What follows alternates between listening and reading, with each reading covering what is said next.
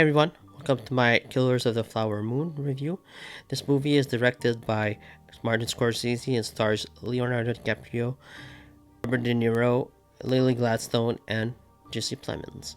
The plot of the movie centers on the Oklahoma murders that happened in the 1920s after oil is discovered by the natives on their land.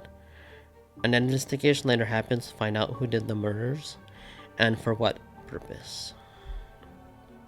Martin Scorsese is one of cinema's most applauded filmmakers, and Killers of the Flower Moon is no exception. This is one of the best movies of the year. It's incredibly well done. This movie takes its time telling its story, and it gives moments for all the actors to shine in their own respective roles. It's absolutely terrific. It's no doubt about it that it's gonna win multiple Oscars, and this is a really well done film. This entire cast is wonderful and one of the best of the year. Leonardo DiCaprio plays Ernest Buckhart, and he's incredible in the role. He's there most of the runtime, and he just owns every scene he's in. He's absolutely wonderful. He works for his uncle, played wonderfully by Robert De Niro, who is one of the best actors of all time. And he takes Ernest under his wing, which which isn't a very good idea to begin with, because he makes him do all sorts of unspeakable crimes throughout the movie. Lily Gladstone plays Leonardo DiCaprio's wife. She's suffering from diabetes, and Leonardo DiCaprio cares for her throughout the movie. And this is one of the only good qualities I think he has, because he truly cares for his wife and children. Other than that, he's a pretty scumbag character, but he really loves his wife and children. Jesse Plemons, who is also great, he's one of my favorite actors working today, plays the detective that goes in and tries to solve the murders and find out the truth. The role of Tom White, who is played by Jesse Plemons here, was meant for Leonardo DiCaprio, but Leo pushed to have the main role of the film because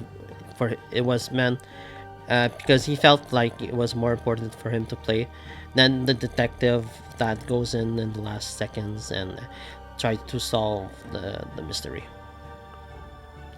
The film is also 3.5 hours long, and while some moments could have been cut here and there, in my opinion, I don't think that the runtime is. It's impossible. It's impossible not to feel it, but actually the pacing is really good. It's never boring. You don't feel like it drags, and that, I think, it's testament to Martin Scorsese's direction. The story flows very well. You're interested in the characters. You're interested in the story, and you're captivated the entire time. Would I have preferred maybe a 3-hour cut of this film? Perhaps, but I think that most of this movie, the action is done really well, and you don't get bored watching it.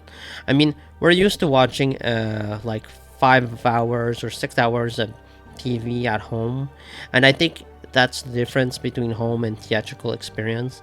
Sometimes in theaters, we're just not used to watching content that's this long and not doing anything else but just sit in front of a screen. You really need a comfortable seat if you're going to do that, because if not, you're gonna be miserable throughout a 3.5 runtime of film, and that's just not fun. So I had a comfortable seat, thankfully, and I did not feel the 3 hour. Well, I felt the 3 hours and 30 minutes runtime, but I was never bored, which I think is a testament to Martin Scorsese. It's also a very super violent film.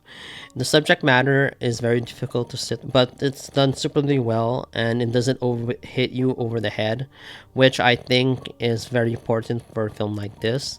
You don't want to, you want to respect the audience, and I think Martin Scorsese does a really good job at displaying what message he wanted us to retain from this movie. This film is also extremely important because it shows that what the natives went through, and how they were mostly ignored by the law. They suffered a great deal even though they did nothing wrong and owned the land. I think that's one of the biggest crimes that were committed against these people. The film depicts incredibly well how we can do evil things to each other with very little thing, for very little. They get murdered. They die brutally, and for money. I mean, it shows how, as a species, we're not that intelligent. This is the sixth movie collaboration with Scorsese and Leonardo DiCaprio, and this is the 10th collaboration with De Niro overall. Scorsese can make as much movies with these two, or with the same cast of people, as much as he likes. Their talent shines through with his direction, and I think that the actors love working with Scorsese. So give give them all the roles that they want on the movies. And Scorsese, I feel like he only has so much more in him before he retires or before he dies. So I mean, Leonardo DiCaprio and Robert De Niro can work with him since he passes, because I think they do a great job together. This year's Oscar is also going to be extremely packed. We got Cillian Murphy from Oppenheimer, who delivered a fantastic performance. We got Leonardo DiCaprio here, who was probably going to get nominated, and also Joaquin Phoenix from Napoleon, who is probably going to get nominated as well. We haven't seen the movie yet, but every time Joaquin Phoenix is in the movie, like, you really doubt that it's gonna get nominated. The guy is wonderful. So I think this year's Oscar is gonna be really tight. Who knows who's gonna get it? Right now, I think Cillian Murphy and Leonardo DiCaprio are both great in their own respective roles. So we'll see. It's amazing to see a filmmaker still at the top of his game. At this age, Scorsese knows how to direct a movie, how to bring out performance for his actors, and how to pace a story really well. Scorsese is one of my favorite directors, even if he hates Marvel movies, even if he prefers his own movies or independent films. He's still one of the best out there. He knows how to pace a story really well. He knows how to direct. Even though his movies are sometimes a little too long, and sometimes some parts can be edited down, I feel like he's one of the best directors we've ever had. And some of his movies I feel are really underrated, like Shutter Island.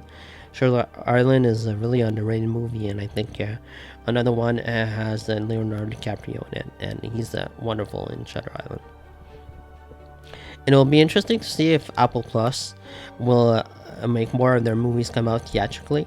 And if this movie does well, if any of the other streaming services will follow suit. I'm thinking that they probably will do the same thing. Amazon and Netflix. Netflix already did the Knives Out release back in 2022, I believe. And I feel like that movie was successful, but I would prefer them to extend the theatrical experience and not just put it out for 2 weeks in the theaters. You can make more money with that way, and then you can release the movie on your platform. Show faith in your products, and you will earn more money with that, guaranteed. Overall, I thought that Killers of Flower Moon was superbly well done, incredibly impactful, and beautifully written, and has amazing performances and a thought-provoking subject matter that will stick with you long after it's over. I would give Killers of the Flower Moon an A. As a master of the theatrical experience would say, now this is cinema.